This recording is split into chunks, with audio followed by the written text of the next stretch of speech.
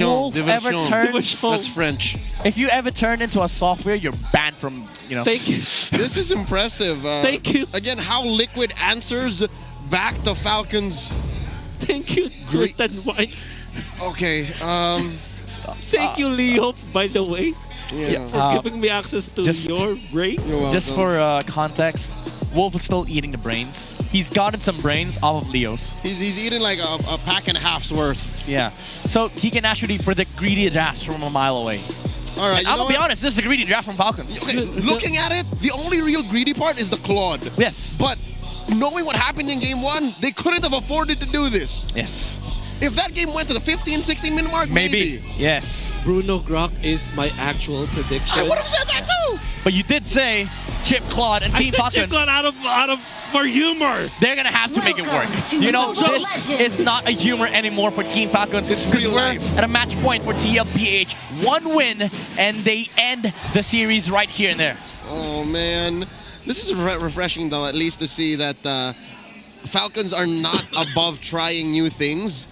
Because there is a reality where this works. Yes. There is a reality where suddenly Marco wins these odd engages with like 2 items Yeah. and gets 3 free kills. I mean, man, that's been the MO of Team Falcons. You know, you let Super Marco farm up, he carries the game. At some point, that has been also Tlph's memo. Up until they changed their MO to just let Baby Cakes do their thing. I need more brains to digest this, boys. Leave All some right. for game 3. All right, all right. Just in case. Go mush on some brains while we witness some of the early game rotations from Tlph and Team Falcon. So far, it's been a quiet game. Mid lane has been okay for both sides. Unlike game number 1 where Sanji was just dominating the control against Few. But XP lane though, that's the big problem. That's the troublesome part for Team Falcons. You don't have the winning matchup against the Esmeralda. Yeah. I guess if you consider this as a true 1v1, it will never be in favor of the Lapu-Lapu.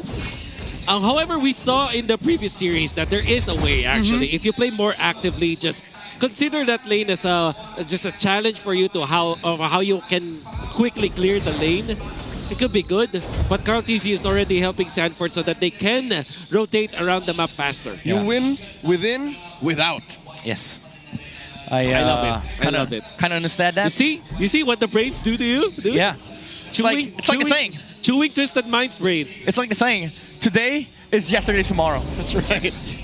Speaking of which, Turtle's already spawned, and there's a huge presence of Falcons and Liquid up here, even before it's time, because a lot of members are not at level 4 just yet. Key resources aren't online. So back and forth for this major objective. 2 minutes and a quarter in. JP might get choked here. Kyle TZ holding on to it. Turtle at about a 1/5 of its health.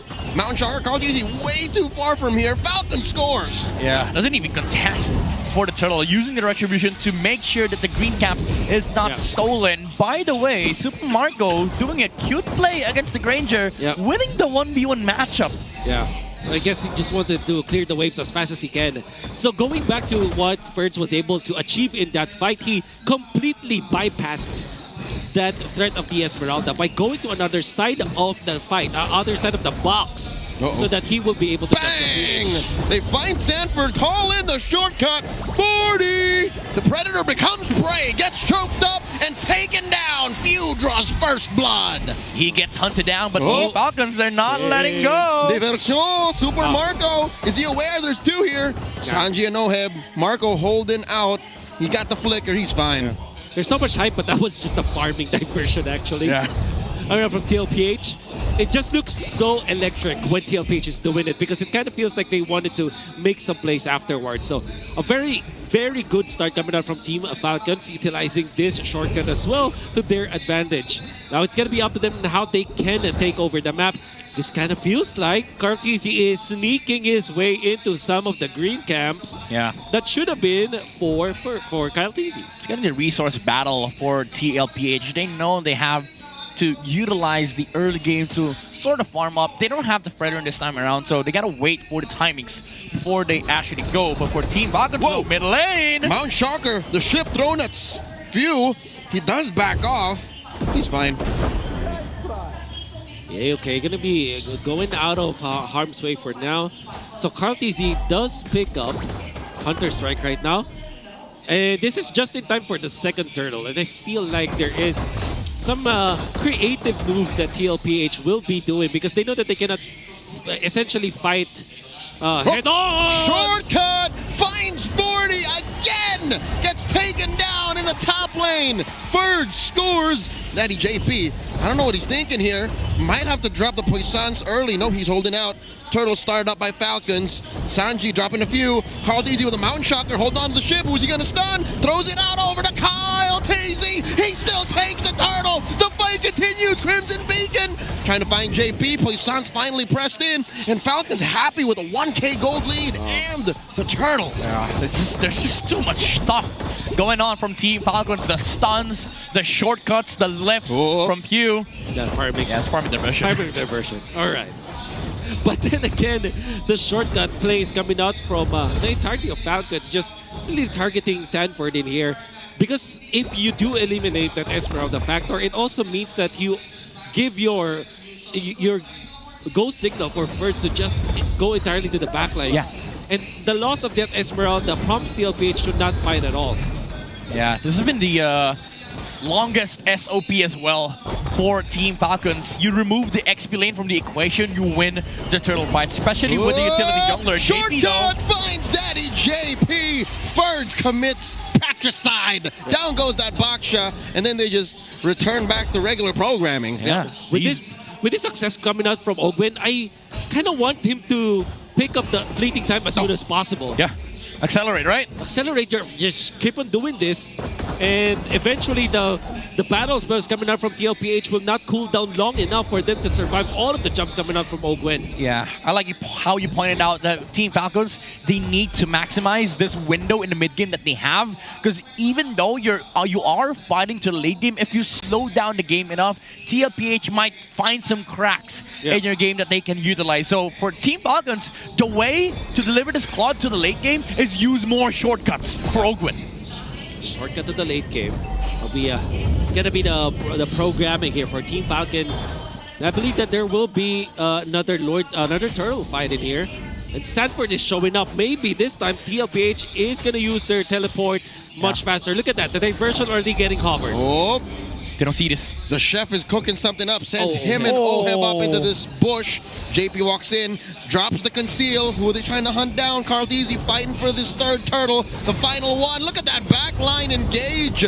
JP here looking to help contest, but no, Kayo still secures. And look at all the damage dropping onto the cavalry. First goes down. Tlph still alive. Down goes 40. kayo bites it. Oheb almost takes Ogwen too. The trade 2 for 1, but Falcons still take 100% of turtles. It looked like Falcons was gonna win that fight, especially with kayo getting the turtle, but Tlph once again reverses the team fight. How was Tlph able to do that? Well, because of the fact that this is the Granger. That is what you really get from this hero. You already have the Sky Piercer, so you deal so much damage with this Granger as long as he is untouched, which we saw first where they wasn't able to actually jump onto Oheb, but there wasn't any threat at all to this Granger. So that allowed him to deal a lot of damage. And of course, this is still a Yisen Shin, which also outputs a lot of damage. And the thing with Fredrin is that he is not directly countered by the Lu Yi, but whenever there is a Lu Yi, you're always a liability to your teammates as a Fredrin. Top lane, the chip. Uh-oh, that's a shortcut. Falcons get called up. Oheb, the gank squad finds one half of baby cakes. That was such a fast move from Team Falcons right away after Ogwen TP towards stop immediately. I think he even used the conceal. Yeah, that is, by the way, fleeting time already available for Ogwen. Sanji's trying to get out of there. He does send over his teammate, but he will actually fall. Yeah, Team Falcons again making the most out of the window that they have right now. These movements are key to making sure that you are allowed to go late game with this Claude. Tlph, they did find some cracks earlier on, but they have to do it again. Gonna be pushing down the bottom lane. Ogwen is already looking for another target. His ultimate is gonna be available in... Well, it is available right now. In a jiffy. In a jiffy. So this is splitting time, a shortcut we're talking about, and that the Lord has spawned. Falcons are ready to fight. JP. Getting some vision in the Lord area. Team Falcons, though, they do have the chip advantage, but they're all grouped up on Tlph. They don't even care if the cheap TPs. Massive river control by Liquid. Don't let go of that brush. Oh, this is so deep. Plus the Mountain Shocker. Ogwin got that conceal, finding that angle, compromising KarlTz's positioning. Lord here at a tenth of its health. KarlTz secures and the fight breaks out. No goes Sanji. And look at the back line. Phew, it gets popped as well. JP holding out. That's another shortcut. Down goes Kyle. The goat has fallen. 2 for 1, make it 3. Plus the Lord. Falcons flying high. A movement coming out from Team Falcons as Ogwin just disrupted the backlines. KarlTz didn't know what to do. And because of the time that they spent trying to fish out where Ogwin was, being distracted by that chip, Falcons were already able to put the Lord very low. And as first jumped, that actually signaled Falcons to burst down the Lord, easily for them to get. And then Super Marco now is doing a lot of damage with his Trinity build. It was such an awkward fight for Tlph, even though they have a leader here on the cavalry. Problem is, even the GOAT doesn't know where to go. There's a left, there's a right, there's a chip walking behind you with a conceal and a possible shortcut play. Team Falcons outmaneuvering Tlph. Yeah, I think that's a problem with Liquid's draft is they're a very directionally based lineup. They have to fight a certain direction or else they have to reposition and then find it. Falcons aren't allowing them to do that. And oh wait, they try to catch KarlTz and he answers back with a vengeance and Appraiser's Wrath puts Karl down a fifth of his health. He's not in fighting for the shortcut in the back line. 40, a tenth of his health, backs off. And just like that, the diversion, the feint, Kayo checks in. Did Sanford use the shortcut to get away? Exactly. What the hell? Exactly. Oh my god. And Oheb was already like gunning down the portal. Maybe Sanford said, hey, don't kill it. Hold up, let me through. Oh my let me through. And he actually got through. Excuse-moi. Ladies and gentlemen, 2025 technology. My god. Use the enemy chip shortcut to get away. My god. This is MPL Philippines. Yeah. Everyone. Don't forget, you're watching Mpl-Ph. Even your opponents are useful. Yes. So Falling Star Moon used to disengage, and they continue to deprive KarlTz. I think that's Ferd stealing away that small camp. Mountain Shocker here. I think Tlph are looking to catch some smoke here. JP rolling around, trying to see if he is able to find a potential target. With the setup from Sanji, they lose the Mountain Shocker vision. So now Team Falcons, they know Ogwin can try and do something on the map. Fortunately for Tlph, they are grouped up here and there's no shortcut, there's no Y-walk available near where they are unless Sanford oversteps and sees Ogwin. Gonna be a weird scenario here for Tlph to kind of think about, but at the same time, they can always utilize this teleport play to the backlines, although it's not as easy as before because the Luyi has been nerfed. However, there is really no way for them to fight head-on against Team Falcon. So it's an awkward spot where the only thing that you can do is easily avoidable by your opponents, but at the same time, you cannot also go the other way. Yeah, it's kind of like what Leo mentioned though. Like, you have to fight a specific way for Tlph. A winning fight for them is they engage in one direction and then they re-engage with a TP. Problem is, there's Ogwin on the back line and you cannot just ignore him because there's going to be shortcut and then after a few seconds, 4 heroes in that vicinity. And I think that's why they picked the Claude, is because the Claude can actually fire back and re-engage, reposition much easier. Not like a Bruno, because the Bruno is the same as the Moskov or the Granger. It's a lot weirder with the Bruno. Yeah. So now, again, ye of little faith, including us, all right? Yes. Me included. We doubted this Claude, but even with the brains. Even with the brains, Coach Trevor finds a way to craft a creative lineup as they take the Lord here in front of Tlph. Because guess what? 3 heroes were trying to deal with the chip on the side bush. All free. All free. The chip is a problem. So the reason why we thought that this is greedy is because it is greedy. But the thing is, Falcons have played so well. Yes. Uh-oh. They do find Ogwin. He flickers away. Does not pull the trigger. Yeah. They're not forcing Ogwin to sort of like force fights, but he's being used in a way to distract the team fight for Tlph. And it's weird for KarlTz because if you're the Yisun Shin, where do you actually focus? Again, left, right, up, down. Ogwin is a deterrent. They're not afraid of the fight. They're afraid of the possibility of a fight. Now, KyleTzy coming in, trying to secure JP. Does not get the taunt. JP answers back with a Unite, a rollout, a puissance. Lord still standing, no longer Liquid. Successful defense. Yeah. Good defense actually for Tlph. Very experienced team. They do have the Loyi as well as the Granger anyways. It's not that difficult of a defense. KyleTzy actually hit Super Marco with an arrow. Yeah. Such big damage coming up from KyleTzy, but it's not going to be substantial at all. However, Tlph hang on with all of their base turrets intact. Yeah, I was going to say though, like, even though at this point, Team Falcons, they feel like, all right, we're in the late game. Super Mario is very farmed. You look at Tlph, KyleTzy is yet to buy the Malefic Roar. And what? Okay, now it's out. So all these heroes on the side of Team Falcons, they can't stay in the team fight too much. Because the YSS, once he builds up the War Axe stats, he deals a lot of damage. Oh, KyleTzy looking to oppress Liquid. Does click the Retribution, but it still goes over to Oheb. So when it comes to jungle, thank you. 300. Oh, so this is net 600 jungle resource stolen coming out from TL. Wait. Cyclone Eye out. I think Liquid aren't also overextending themselves. Oh, stun. Didn't hit. On So Shocker. tanky. All this while, you see that? Sneaky minimap. Kyle stole again. Yep. Yeah. So you were saying about stolen resources. Yeah, so this is just reminiscent of game number 1, when we were seeing like the infestation.